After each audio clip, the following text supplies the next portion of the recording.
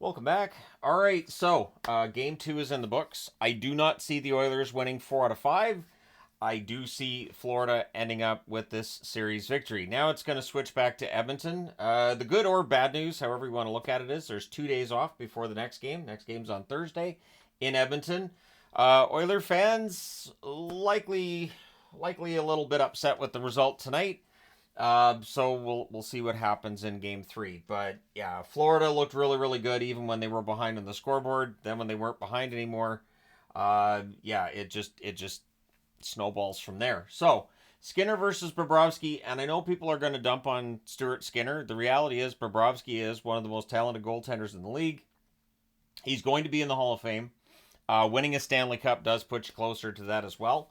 On top of the Vezina trophies and all that, yeah, Bobrovsky's pretty good. Panthers had the early jump. Skinner was pretty sharp early on. There was just the one shot on net, but he was sharp. And again, I can't really say that Skinner's the problem here. Teams trade turnovers. Lindell has a shot that deflects out. The Panthers had the only shot on net 3 minutes in.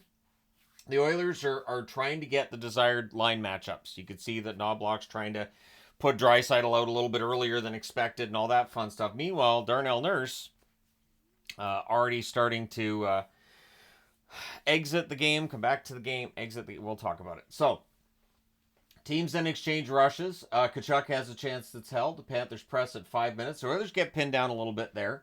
Then there's an offensive zone penalty by Bennett. So, not the greatest of moves there by Bennett. The Oilers come out with that with the power play, of course. Then there's an early clear, and then Stenlund forechecks. I think Stenlund's had a good playoff run for Florida. Oilers cycle. McDavid has a net feed that deflects out. There's back-to-back clears. Power plays killed off, and no shots on that power play or in the game for the Oilers to this point. Remember, they're down 1-0. It's the Stanley Cup final. They have to win this game. Ekman Larson has a chance to deflects out. Rodriguez gets shaken up in a collision. The shots are 6-0 for Florida at 9 minutes. Louis Turinen is down as a penalty's called, and it was knee on thigh, so that's Charlie Horse material there. Louis Turinen would come back into the game, but keep an eye on this because Charlie Horses, once you're done playing around, they can really hurt after. So it was a 5-minute penalty for Fogle. They review it, and yep, he's gone. So we'll see if Department of Player Safety says anything about that. But Lusterinen would come back into the game. So Florida with the 5-minute power play, they cycle, it's cleared. Tkachuk has a shot that deflects wide, it's cleared again. And then with 3:23 left in that power play, we get 2 minutes of 4-on-4, which neither fans nor coach nor the Florida Panthers agreed with. But then during the 4-on-4 at 11:17, Ekholm goes 5-hole, 3-on-1 rush, 4-on-4 goal, and it was the first shot on net. McDavid and Bouchard with the assists. And yeah, that's the first 5-hole goal allowed by Bobrovsky. And that's it. That is all that Bobrovsky was allowing tonight. And I'll admit, I saw that and I thought, hey, maybe Bobrovsky's going to be shaky tonight. The answer to that was no, he will not be shaky tonight. Then it's crossbar and out for Montour as the Panthers look to respond. Ekblad has a slot shot that's saved. Lusterinen returns at that point. Hyman kept Barry one on a net drive. Montour has a shot that's held as we get back to a 5-on-4 power play for the Florida Panthers.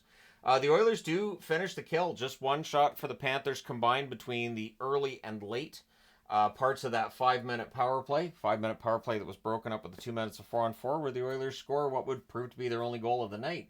The shots are 8-1 for Florida with 5 minutes left. Nurse exits for the second time at that point. Draisaitl misses one wide on a rush. McDavid has a rush chance that's saved as the game opens up. Barkov has a net feed that's held with 46.2 seconds left. The Panthers go back to the power play. That is a dumb penalty by Bouchard. I put that up on the board because, yeah, you just can't. Last minute of the first period. Some undisciplined play by both teams, to be honest, tonight. But, yeah, that's just one of those things. You can't be doing that. So, Florida cycles. It's cleared again. That ends the first period. So, it's 1-0 Oilers after the first somehow, even though they got outshot by a ratio of more than 2-1 in that first period. Second period. Nurse tries. He does try before the period, but he exits again. He would end up sitting on the bench. And it reminded me of Zdeno Chara for Boston back in 2019. Same thing. Chara didn't come back to play. He came back to kind of, be there for his teammates. Didn't want to be sitting in the back. Rodriguez wasn't on the Panthers bench to start the period. He would return, though. We get 33 seconds of 4-on-4, and then it becomes an Oilers power play. Bennett has a 4-on-4 chance that's held. The Oilers struggle to set up when they get that power play. Then they cycle before the Panthers clear. Bennett misses one high and a shorthanded chance.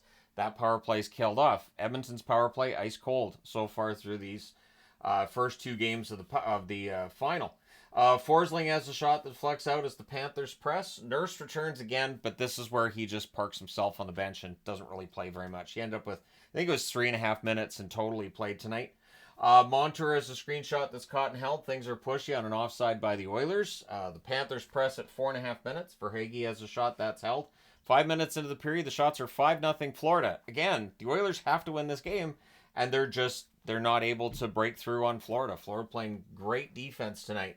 Net feed to Nugent Hopkins gets picked off. Teams exchange rushes, and then on a really nice drop pass, Mikkola buries a one-timer from the slot at 9:34. So Lundell and Tarasenko with the assists there. And then the Panthers press for the lead. So it's a 1-1 tie, and now Florida's looking to lead it. And again, Nurse still on the bench, not playing. There's more pressure by Florida with 8.5 minutes left. Montour has a shot that's tipped wide. Kachuk has a net drive that saved. The Oilers rush the other way.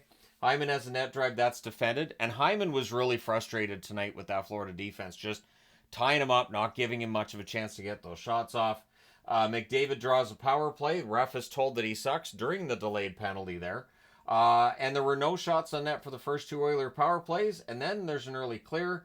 And then Florida kind of gets away with a delay of game 14 seconds into the power play. And I say kind of because the stick kind of touches it a little bit outside the blue line. Like they didn't show like frame by frame like you do with offside. I think next year where you can challenge that, I think this does get challenged. I don't know necessarily if it would have been called a penalty. I did think that his stick might have touched it outside the blue line. It was very close. We'll just say it was very close. If you can challenge that, I think you do. The Oilers cycle. Bouchard fires one high. Draisaitl has a sharp angle shot. That's held. The Panthers clear. McDavid then rushes. Nugent Hopkins to McDavid. Near miss. Bouchard has a shot that's kicked aside. Power play's killed off. And then after the power play's done, Draisaitl hits the post, which is the same as a goal, right? I just, if it's Draisaitl, I'm going to say that. Sorry. 3:40 left. The Panthers get a power play. There's an early clear. There's another shorthanded rush. This one's by Brown. And Broberg fires one high during that shorthanded little foray there into the Florida zone. Tarasenko then has a chance that's held. Bennett's denied. Skinner holds on again. Power play's killed off. 2 shots. So the penalty killing streak for Edmonton continues, but I felt like they're due to allow a power play goal, and they just gave Florida way too many chances. So we go to the third period with the score tied at 1. There's an early press by the Oilers in the third period. They're kept to the outside, but you could finally see some of that desperate hockey for Edmonton in the third period. Kulak has a screenshot that saved. Holloway can't bury one. The Panthers clear. The fans call one. The referee doesn't, but then they don't mind because on a Bouchard turnover, on what was basically his second attempt, Rodriguez gets the puck right back from Bouchard, and at 3:11, he wires it over Skinner's shoulder. Just catches Skinner. Just catches him. And I know people are going to go after Skinner for that, but did he anticipate a turnover? Not necessarily.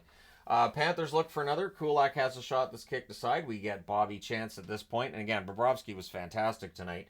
The Oilers press at 5 minutes. Things are pushy on a hole by Bobrovsky. The shots are 5-1 for the Oilers at 6 minutes, but the one shot Florida had went in the net.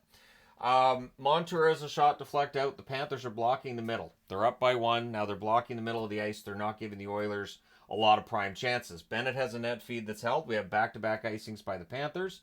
Draisaitl playing with McDavid. This is where you're loading him up. You need a goal. It has not worked in either of the first 2 games. There has not been a goal by a forward. And I mean, there's only been 1 point by a forward through the first 2 games. I remember before the final, people asking, do you think McDavid's going to catch the all-time record for points? No, not in the playoffs, no. At this point, will he get any more points after this one? We shall see. So, Barkov gets shaken up. There's some pushing and punching. Draisaitl caught him high. He gets 2 minutes for roughing as Barkov exits with 9:28 left. I've seen people saying it was a soft play by Barkov that he dove. I've seen that Draisaitl should be suspended being mentioned as well. I was kind of surprised it was only 2. I thought it was more of an elbow than a rough. You could argue that it was a chicken wing like play. I don't see how Barkov is soft for going down there because Barkov's a big guy and he's very, very strong. And if he elbows most guys like that, they're going to need a minute. So Barkov exits, and yeah, we'll see what his status is for the next game. But that puts Florida on the power play, and of course now they're really angry because their captain just got hurt. So you don't want to be doing that. I understand taking Barkov out of the game is kind of a benefit in that he's their best two-way forward and definitely the best defensive forward.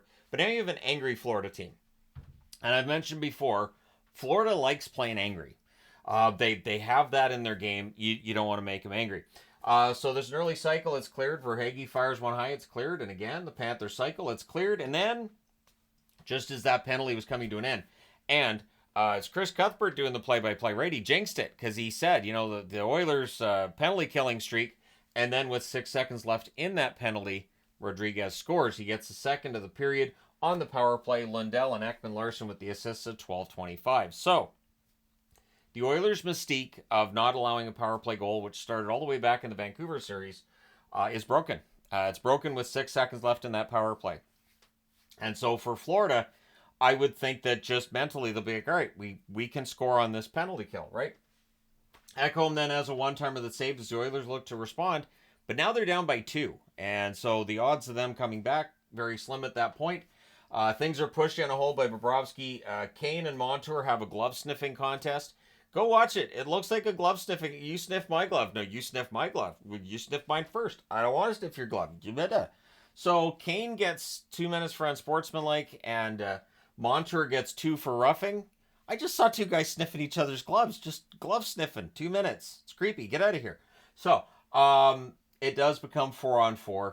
McDavid's denied on a breakaway during the 4-on-4, and then we get some pushing. He was trying to go 5-hole there. Just wasn't there. The goalie pull happens with 5:53 left to make it 5-on-4 because they're down by 2. Near miss for Draisaitl, it's cleared, and then a delay of game makes it a 5-on-3 for 8 seconds.